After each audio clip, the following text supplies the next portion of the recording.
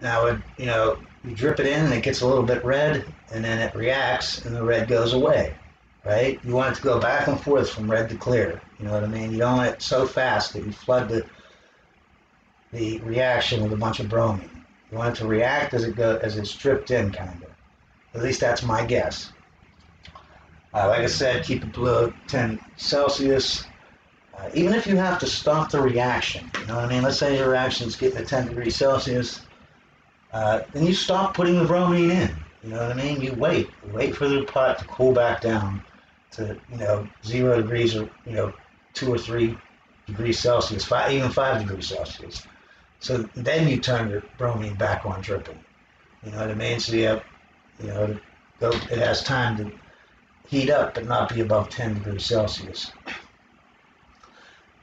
Now, this is a 1-to-1 ratio on the bromine and the acetone, but I would probably put in more acetone than bromine. The reason why is because you might have the bromine, it can only attach one time on the side of the carbonyl, but it could also show up on here on this side. You can only get one addition on this side, but you can get one addition on this side too, I'm guessing. So what I would do is I would add 1.1 molecules of acetone compared to 1 molecule of bromine, or maybe even 1.5 times more acetone than the bromine, maybe even twice as much, I don't know. But I would definitely add some more acetone so that the bromine can find an acetone and not a bromoacetone to add to, okay? When you're done, you might want to wash it with some water to get out the any sulfuric acid that's in there. Now, I'm guessing that bromoacetone is not that soluble in water. It's only slightly soluble, I bet. So what I would do when I was done was I would put some water in here, right? Throw it into the set funnel and maybe put a little bit of ether in there. I'll probably use DCM, dichloromethane. The reason why is I like to link the density up from my product and my solvent. But what I mean by that is this. If I use diethyl ether, right, to pull out my product, diethyl ether is less dense than water, so it will float on top. Whereas DCM is more dense than water, so it will float on the bottom.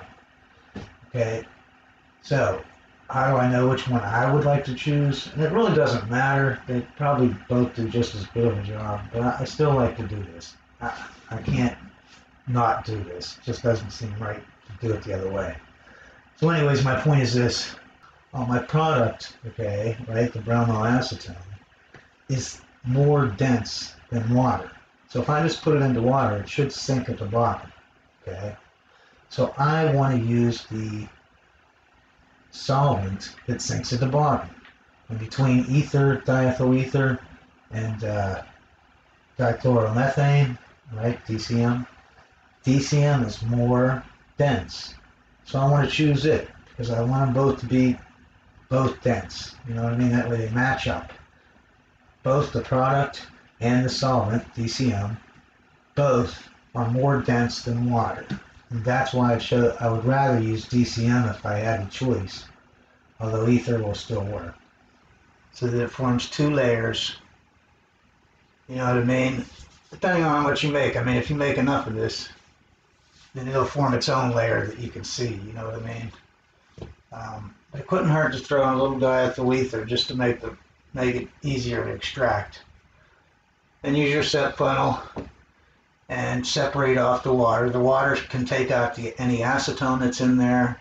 The water can take out, and use cold water. It could take out any bromine in there, although that should be all used up because you have more acetone than bromine. But the water should take out a lot of impurities. I was thinking about washing this, like when you were completely done and you wanted to wash it with water to get the sulfuric acid out and the acetone out. I was also thinking of a second wash with sodium bicarbonate.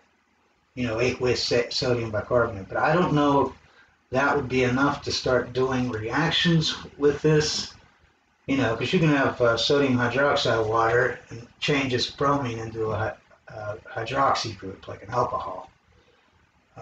So, I mean, I don't know if bicarbonate might do that, or if it would just do it so slow that it wouldn't matter, because it's not like you're going to wash it for 3 days.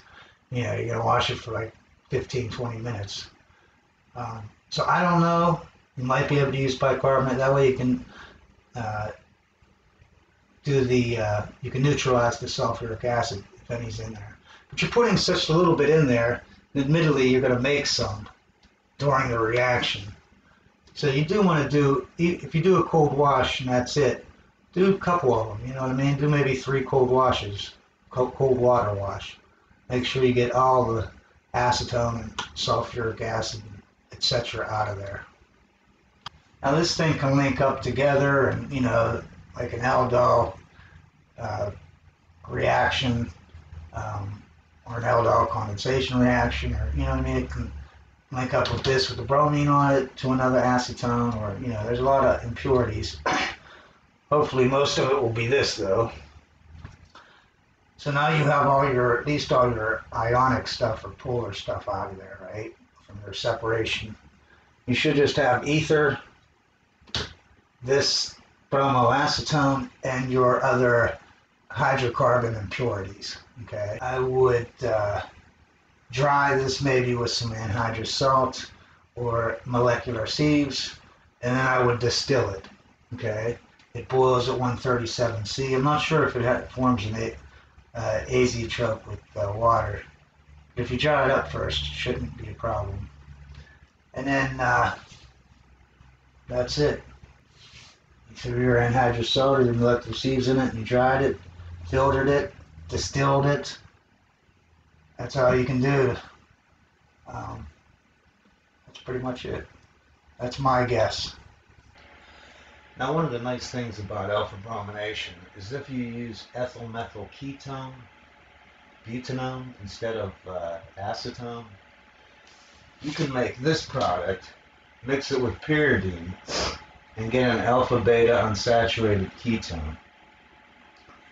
You might say, what good is that? Well, now you can do some micro reactions like a 1,4 addition, where you can add to the terminal end of this. Usually you'd add to right here because it's more substituted. But on here, because of resonance, you can add to the end of the end of the hydrocarbon. And basically that's it. And I think that's called a 1,4 Michaels reaction, I'm not sure. Or a 1,4 addition reaction. Anyways, y'all have a great day, and always remember, science is great.